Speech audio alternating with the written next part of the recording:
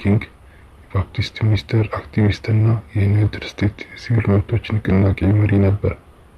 ያለሰለሰ ጥረት በማድረግም የሰላማዊ ተቃውሞ እንቅስቃሴ በመቀጣጠል ለአፍሪካ አሜሪካን መብት መከበር መከፋፈልን በማስቆምና የሲቪል መብቶችን በማስተዋወቅ ረገድ ትልቅ ሚናን ተጫውቷል። ይህ ባዮግራፊ ስለ ማርቲን ሉተር ኪንግ ሕይወት ስኬቶችና ዘለቄታዊ ተጽዕኖ በጥልቀት ይመረምራል። የመጀመሪያ ሕይወትና ትምህርት። ማርቲን ሉተር ኪንግ በአትላንታ ጆርጂያ ጥር 15 ቀን 1929 ተወለደ። እሱ የሬቨረንድ ማርቲን ሉተር ሁለተኛ ልጅና የአልበርታ ዊሊያምስ ልጅ ነበረ። በክርስቲያናዊ ቤተሰብ ውስጥ ያደገው ገና ከልጅነቱ ጀምሮ ለሰላማዊ ተቃዋሚዎች ትምህርት የተጋለጠ ነበረ። አባቱ በባፕቲስት ቤተክርስቲያን መጋቢ ሆኖ አገልግሏል። እናም በቤተክርስቲያኑ የንጉስ ጁኒየር መንፈሳዊና ስነ ምግባራዊ እምነት በመቅረጽ ረገድ ትልቅ ሚናን ተጫውታለች ማለት ይቻላል። ኪንግ ጁኒየር የመጀመሪያው ደረጃ ትምህርቱን በተለያዩ ትምህርት ቤቶች የተማረ ሲሆን በዚህም ዘመንም በአፍሪካ አሜሪካን ላይ ይደርስ የነበረውን ኢፍትሐዊነትና የዘር መድሎን በራሱ ገጠመው። የዘር ተግዳሮቶችን ቢያጋጥመውም በአካዳሚክ ጎበዝ ሆኖ በቡከር ቲ ዋሽንግተን ሁለተኛ ደረጃ ትምህርት ቤት በ15 ዓመቱ ተመረቀ። በታሪክም ትልቅ ተቋሙ በሆነው ሞርሃውስ ኮሌጅ ገባ።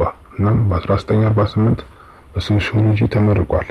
በሞርሃውስ ኮሌጅ ቆይታው ኪንግ ጁኒየር በማህተመ ጋንዲ አስተምሮና በሰላማዊ አመጽ ተቃውሞ ከፍተኛ ተጽዕኖ አድርጎበታል።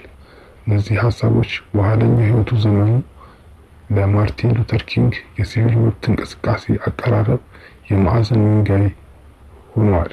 ማርቲን ሉተር ኪንግ የአባቱን ውርስ ቀጠለ፣ ወደ መንፈሳዊ አገልግሎትም ገባ። እናም በፔንሲልቫኒያ ክሩዘር ቴዎሎጂካል ሴሚናሪ ገባ። በዚህም የነገረ መለኮትና የፍልስፍና እውቀቱን አጥንቷል። በክሩዘር ቆይታውም ተደማጭነት ያላቸውን ሀሳቦችን፣ ስራዎችን በጥልቀት መረመረ። እንደ አውሮፓውያን አቆጣጠር በ1955 ማርቲን ሉተር ኪንግ በስነ መለኮት ከቦስተን ዩኒቨርሲቲ የፒኤችዲ ዲግሪውን አገኘ። በዚህም ጊዜ የወደፊት አጋር ባለቤቱን ኮሬታ ስኮትን አገኘ። ኮሬታ በማርቲን እንቅስቃሴ ከፍተኛ ደጋፊ ለመሆን በቅታለች። የኪንግ ጁኒየር ወደ አክቲቪዝም መግባት ከ1955 እስከ 1956 በሞንቶጎመሪ የአውቶቡስ ተቃውሞ በመደረግ በጀመረበት ጊዜ ሮዛ ፓርክስ የተባለች አፍሪካ አሜሪካዊ ሴት በሞንቶጎመሪ አላባማ በተለያየ አውቶቡስ ላይ ከመቀመጫዋ ተነስታ ቦታዋን ለዘረኛ ነጭ ለመስጠት ፈቃደኛ አልሆነችም ነበር። ይህም እንድትታሰር አድርጓታል። ምላሽ በኪንግ ጁኒየር የሚመራው የአካባቢው አፍሪካ አሜሪካዊ ማህበረሰብ የከተማውን አውቶቡስ ስርዓት ተቃውሞ አደራጅቷል።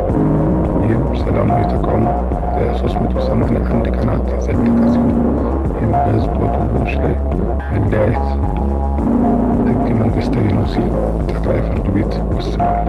የሲቪል መብቶች እንቅስቃሴና ሰላማዊ ተቃውሞ ሞንቶጎመሪ አውቶቡስ ተቃውሞ ሂደት ማርቲን ሉተር ኪንግን ወደ ሲቪል መብቶች ንቅናቄ እንዲገባ ግንባር ቀደም አስተዋጽኦ አድርጎለታል።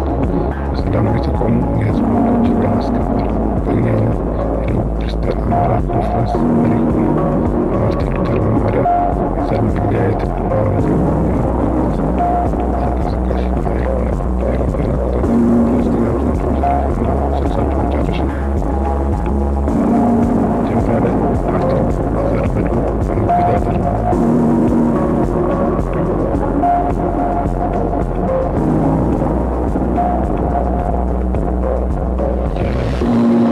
ሰልፎችን ጨምሮ በርካታ ሰላማዊ ተቃውሞዎችን መርቷል። በዚህም ጊዜ ነገሮች አሉ። በ1960ዎች 63 በዚህ ጊዜ ውስጥ በጣም ጉልህ ከሆኑ ክንውኖች አሉ።